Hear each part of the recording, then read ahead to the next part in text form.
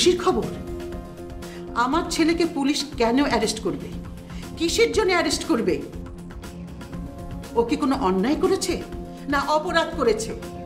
Arrest করলে তোর বোনের জন্য অ্যারেস্ট করবে। শোনো শবনম, আমি মাতাল ছিলাম ঠিকই, কিন্তু যা বলেছি পুরোটাই ছিল আমার মনের কথা।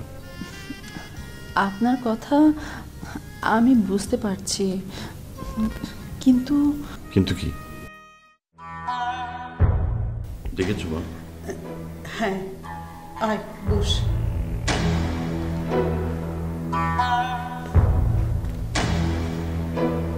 বল, নতুন করে আবার কি করলো? নূপুর তোর নামে মামলা করেছে। এটা তো নর্মাল বিষয় মা। আমি রাজিনকে হুমকি দিয়েছিলাম, আর রাজিন বিয়ের মঞ্চে গুলিবিদ্ধ হয়েছে। সভাপতি মামলাটা আমার বিরুদ্ধেই হবে। আমার খুব দুশ্চিন্তা হচ্ছে বাবা, এখন কি হবে? যা হওয়ার তাই হবে। পুলিশ এসে আমাকে অ্যারেস্ট করবে। অ্যাটেম্প টু মার্ডার কেসে যে শাস্তি হবে সে শাস্তি আমাকে মাথা পেতে নিতে হবে।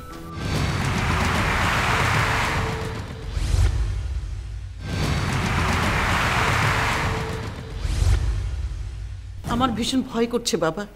আর তুই তো বললি তুই গুলি করিসনি, তুই নির্দোষ।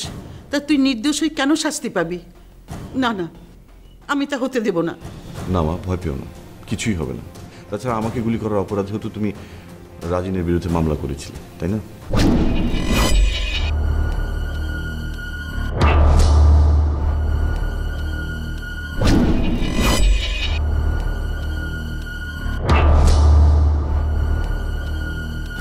তা তো করেছি, কিন্তু রাজিনকে অ্যারেস্ট করতে পারিনি। ওরা আগাম জামিন নিয়েছে। মা, রাজিন যদি দোষী হয়েও শাস্তি না পায় তাহলে আমারও সাজা হবে না। আমি তো নির্দোষ, একদম টেনশন করো না। তাই যেন হয় বাবা। তাই হবে। আমি আসি। শোন, আমি বলি কি, কয়টা দিন তুই বাড়ির বাইরে থাক, পরিস্থিতি শান্ত হোক, তারপরে আবার আসিস। কিসের পরিস্থিতি মা? আর ভাইয়া, তুমি বা কোথায় যাচ্ছ? আমি কোথাও যাব না, এখানেই থাকবো। মিথ্যা অপবাদ নিয়ে প্রচুর বাড়ির বাইরে থেকেছি, আর না। তাছাড়া আমি কাওয়ার্ড।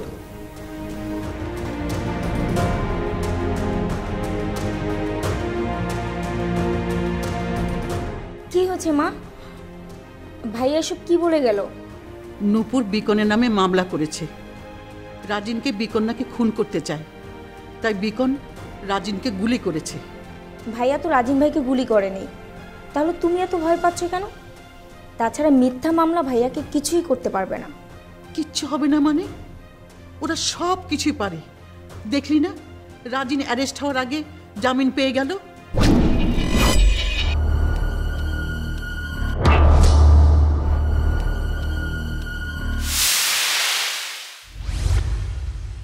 তার মানে তুমি বলতে চাচ্ছ ওরা মিথ্যা মামলা দিয়ে ভাইয়াকে জেল খাটাবে? মামলা তো অলরেডি হয়ে গেছে, এখন শুধু বিকনের অ্যারেস্ট হওয়া বাকি। মা, তুমি চিন্তা করো না, ভাইয়া এই ব্যাপারটা অবশ্যই দেখবে। আর তুমি ভুলে যেও না, ভাইয়াও মির্জা কামালের সন্তান, এমনি এমনি কাউকে ছেড়ে দিবে না। চুপ কর। মির্জা কামালের সন্তান বলে সংঘাতে জড়াতে হবে? আমার কিচ্ছু ভালো লাগে না। আমি শান্তি চাই, শান্তি। মা, তুমি এত উত্তেজিত হও না, শান্ত হও, দেখবি সব ঠিক হয়ে যাবে। তুই যা তো এখান থেকে, আমাকে একা থাকতে দে, যা।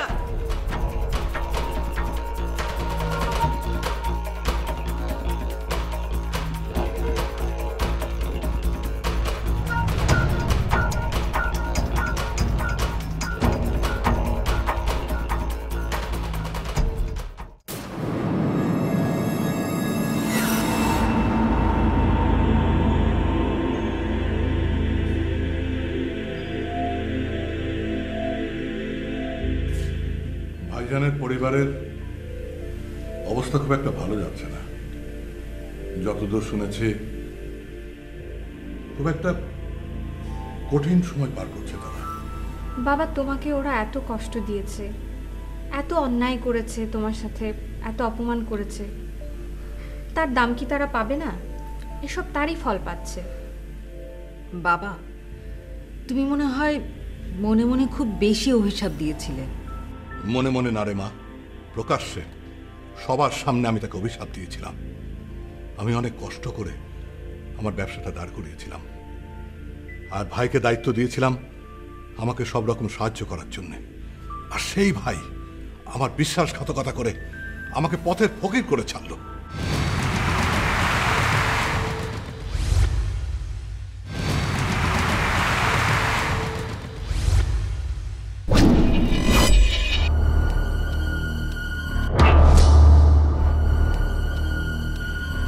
গুলি করে মেরে ফেললে না কেন? আমি হলে তো তাই করতাম। অনেক কিছু চাইলেও পারা যায় না রে মা। তখন বয়স কম ছিল, রক্ত গরম ছিল, তারপরেও আমি আমার নিজের ভাইকে মারতে পারিনি। তুমি তো আসলে অনেক বেশি ভালো। তোমার ভেতরে আদর, মায়া, মমতা এগুলো অনেক বেশি, তাই আসলে তুমি কিছু করতে পারো। আমি কিছু করতে না পারলে কি হবে? প্রকৃতির নিয়মে তার শাস্তি সে পাচ্ছে। শুনলাম বিকনের নামে রাজীব হত্যার চেষ্টার কেস হয়েছে, উল্টো দিকে রাজিন হত্যার চেষ্টায় বিকনের নামে কেস হয়েছে। বাবার মতোই মারামারি শিখেছে সে। বাবা, এগুলোর পিছনে বিকনের কোনো হাত নেই। যত খুন, যত মারামারি, যত ষড়যন্ত্র সবকিছুর জন্যই রাঙাই দেয়। আচ্ছা, রাঙা না বিকনের সৎ বোন, তাহলে ও কি করে এসবের মধ্যে জড়ালো? ওই তো বিকন আর রাজিনের মাঝে ঝামেলাটা তৈরি করেছে। দুই ভাইয়ের সম্পর্কটা তো ওই নষ্ট করেছে।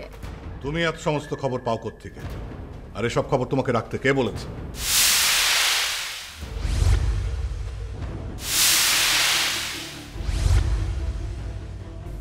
তুমি একটু জেরিনকে কিছু বলো বাবা। সেদিন ওকে এত বোঝালাম, কিন্তু ওর মাথায় তো কিছুই ঢুকলো না। ওই বাসা নিয়ে আমার কোনো মাথা ব্যথা নেই। তোমরা কেন বুঝতে পারছো না? আমার সবকিছু বিকনকে নিয়ে। এসব হবে না জেরিন। কিন্তু রাঙা না, মাঝখানে অন্য কোনো খেলোয়াড় আছে। কিন্তু কে সে? বাবা, তুমি কি অন্য কাউকে অনুমান করছো যে এই সব ঘটনা ঘটাচ্ছে? তাই তো হয়। রাজিন আর হাসিন দুই ভাইয়ের মধ্যে সম্পত্তি নিয়ে সম্পর্ক ভালো যাচ্ছে না। হ্যাঁ বাবা, ওদের দুই ভাইয়ের মধ্যে সম্পর্কটাও ভালো না। সম্পত্তি নিয়ে নাকি তোমাদের দুই ভাইয়ের মতো ওদের দুই ভাইয়ের মধ্যেও অনেক ঝামেলা। ভাইজানের দুই স্ত্রীর সন্তানদের মধ্যে সম্পত্তি নিয়ে সম্পর্ক ভালো যাচ্ছে না। কাজেই এই সমস্ত ঝামেলার মধ্যে অন্য কেউ সুযোগটা নিয়ে নিতেও পারে।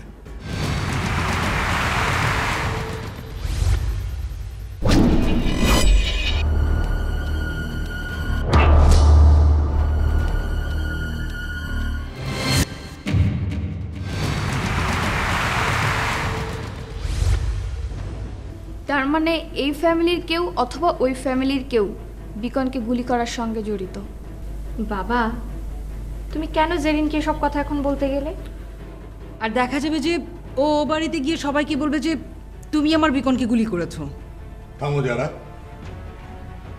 শোনো জেরিন, এ সমস্ত কথা যেন দুই বাড়ির মধ্যে কেউ না জানে, তাহলে কিন্তু খুব সমস্যা হবে।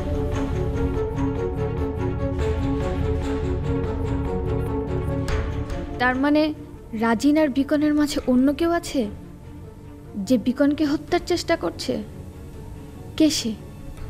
নিশ্চয়ই বাবা জানে। আমাকে বের করতে হবে কে সেই লোক যে আমার বিকনকে গুলি করেছে।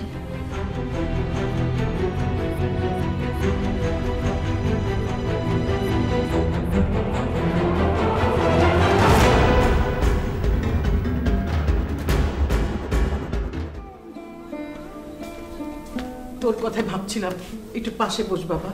এই নাও তোমার পাশে বসলাম, বলো কি বলবে?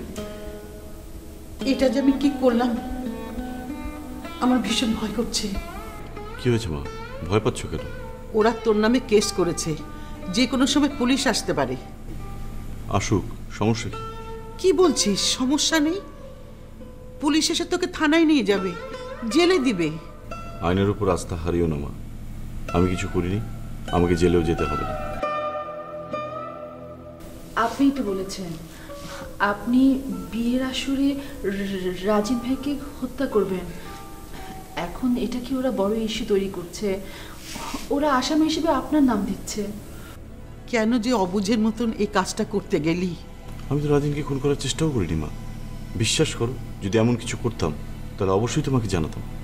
না না, আমরা জানি এই কাজ আপনার না। তোমরা যতই অস্বীকার করো, বড় ভাই তো খুন করলেও আসামি, না করলেও আসামি। জেলে তো তাকে যেতেই হবে।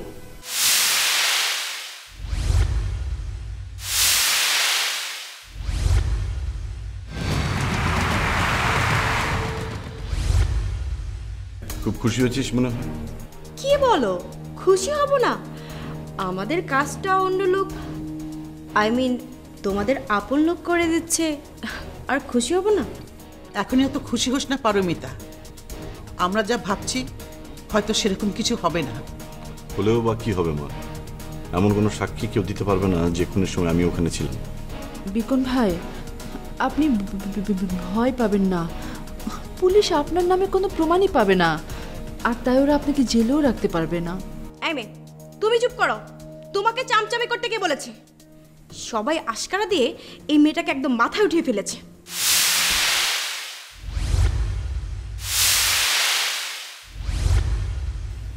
তুমি ভুলে যেও না, তুমি এই বাড়ির আশ্রিতা। আশ্রিতা ভালো কথা, তাই বলে সব ব্যাপারে নাক গলাবে সেটা হতে পারে না। যাও যাও, এখান থেকে যাও। এই, তুই কি ওকে বলার? শোন, একটা কথা খুব ভালো করে শুনে রাখ, তোদের চেয়ে ও আমাদের কাছে অনেক বেশি আপন। পারমিতা, তুই কি ঠিক হবি না? রাঙাকে দেখেও কি তোর শিক্ষা হচ্ছে না? দেখছিস না রাঙা কত ভালো হয়ে গেছে? ভালো হয়ে গেছে? তোমরা রাঙাকে এখন পর্যন্ত চিনতে পারোনি। তোমরা কি একটু নমুনাও দেখতে পাচ্ছ না ভালো হয়ে যাওয়ার? কি বলতে চাস তুই? কেন দেখতে পাচ্ছ না রাঙা কেমন গেমটা খেললো? সাপও মরলো, লাঠিও ভাঙলো না। ও, এই তাহলে রাঙার প্ল্যান ছিল? রাজিনও শেষ, বিকনও শেষ। ভালোই তো, পথের এক কাটা দিয়ে আরেক কাটা তুলে ফেললো। পথের কাটা? বিকন ভাই, ওনার পথের কাটা? পথের কাটাই তো, শুনলে না ও কি বলল? বেকন ভাইকে দিয়ে রাজিন ভাই, আর রাজিন ভাইকে দিয়ে বেকন ভাইকে কেমন সাইজ করে ফেললো।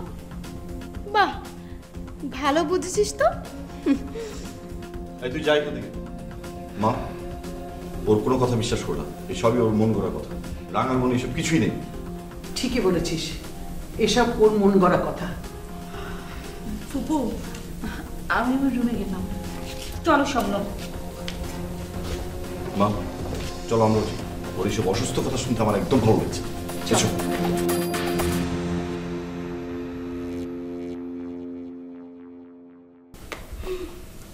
আমার কথা শুনতে ভালো লাগে না? লাগবে, জাস্ট ওয়েট।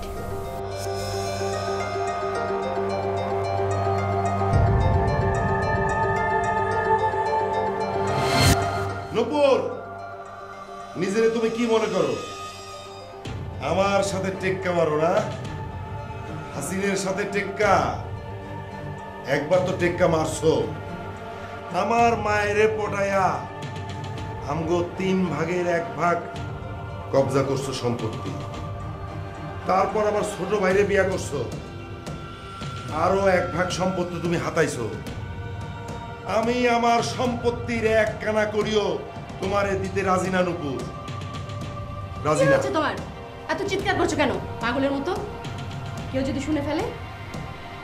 জিদ ধরছে, জিদ মনের মধ্যে মেলা জিদ জমা হয়েছে, তাই চিৎকার করে করে জিদটারে বাইর করে দিতেছি। চিৎ করো আর যাই করো, আস্তে কথা বলো। কেউ শুনে ফেললে কিন্তু বিপদ হয়ে যাবে। আরে বাসায় তো কেউ নাই, বাসায় একদম ফাঁকা। হাসপাতালে গেছে না, সেই জন্যই তো চিৎকার করতেছি। তাই তো বলি, তোমারও তো সাহস এলো কোথা থেকে? তুমি যে একটা ভিতুর ডিম।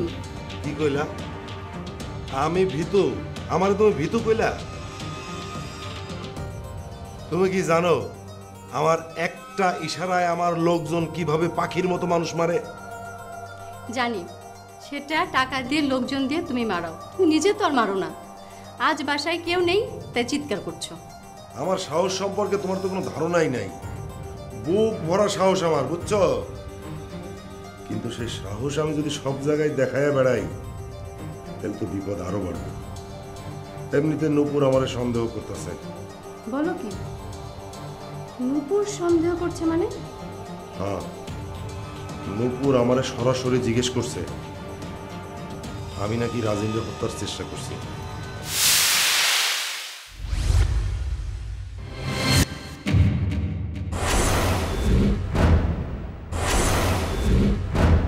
কি বলো? বহুত চাল্লু মাইয়া, একেবারে মনে হয় যে ভিজা বিড়াল। ও সরাসরি তোমাকে এই কথা জিজ্ঞেস করলো? এর মানে কি তুমি বোঝো? ও নিশ্চয়ই তদন্ত করছে, আর কিছু আঁচ করতে পেরেছে। রাজিন্দ্রে যে বিকন মারছে সবাই তো সেইটাই বিশ্বাস করছে। তার উপর ঘটনার দিন বিকনের ফিরে আসাটা, এটা তো আরো পরিষ্কার হয়েছে সবার কাছে, সবাই কনফার্ম হয়ে গেছে। অথচ সেইখানে আমারে আয়সা নূপুর চার্জ করলো আমি কাজটা করছি কিনা। এইটারে তুমি কি সহজভাবে ভাববা? আমি মোটেও সহজ ভাবছি না। আমাদের কঠিন বিপদের কথা। এই মেয়ে যদি একবার সন্দেহ করে বসে তাহলে তোমার জেলে যাওয়া নিশ্চিত।